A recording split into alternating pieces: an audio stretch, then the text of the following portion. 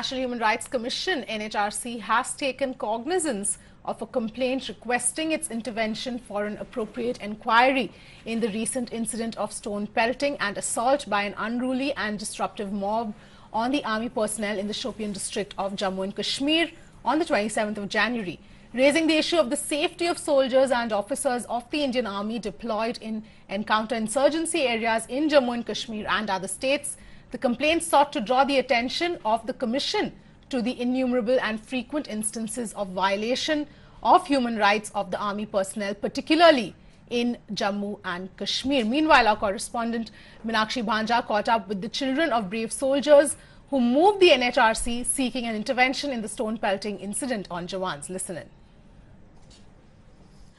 We're being joined by two kids. They're college students who had moved the NHRC. They're seeking for NHRC's intervention in the stone pelting incidents that we see happen on Jawans.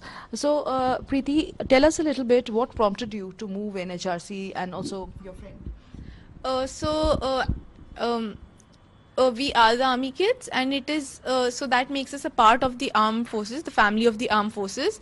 And whenever we hear of the pelting incidents, we really feel bad about it. And we see that when the army takes steps for self-defense, it is always a one-sided approach towards the concern for the human rights of the stone pelters. However, we wanted to portray a concern for the armed forces as well. And we want to say that the inquiry should be proper and let the judiciary decide who has done wrong, or all the things has to be decided by the judiciary and proper evidences, rather than one-sided declaring that this armed person has done this or something.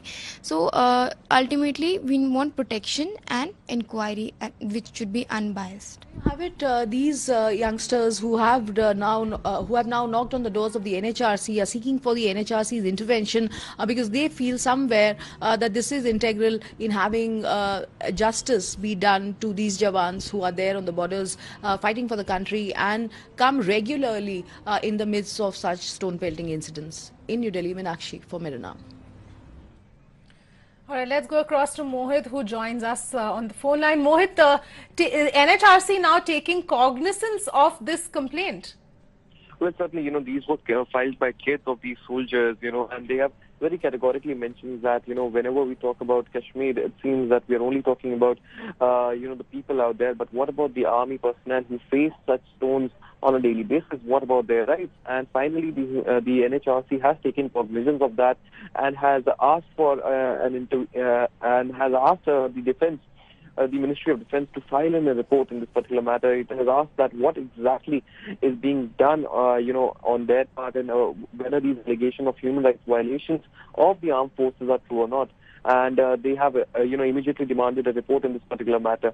But this comes as a first, if we are to look at it. The children had in their complaint written very categorically that it seems that the incidents of stone pelting and assaults by unruly and disruptive forces and security forces personnel who've been deployed there has become a regular, and that has been happening on a regular basis, and nothing is being done. At the same time, the NHRC has demanded an answer within 4 weeks now. Right. Mohit, we also just heard two of the children talking, explaining why they wanted to bring notice to this entire issue. But if you can also further outline as to what their demands really are now. Well, certainly, their first demand was to ensure that they safeguard the human rights of all the members of the human rights forces. They've said that there are several and citing several examples. They said that there are various countries in which there is severe punishment which is given out to those involved in stone pelting against armed forces. So why not introduce something like that, so that at least those Jawans who are spending their lives is just trying to ensure that everybody else sleeps safely and soundly. They do not have to see such an occasion where stones are pelted onto them. All right. Thanks, Mohit, for getting us those details. Meanwhile, the entire nation stands with Major Aditya. The Supreme Court has agreed to hear the plea of Kargil veteran Lieutenant Colonel Karamveer Singh seeking the quashing of FIR lodged by the Jammu and Kashmir police against his son Major Aditya Kumar over the firing incident in Shopian. For the first time in history, an army man's father moved the Supreme Court demanding justice for his son, pleading with the state not to harass a brave soldier serving the nation.